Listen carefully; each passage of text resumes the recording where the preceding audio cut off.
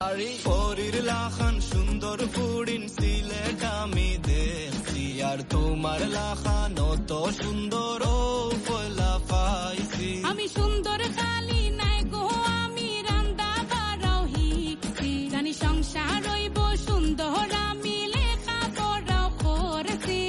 অত দিনে মনের মতো মানুষ আমি পাইছি, আর ও মানুষটার লাগি কত আশা লইয়া বই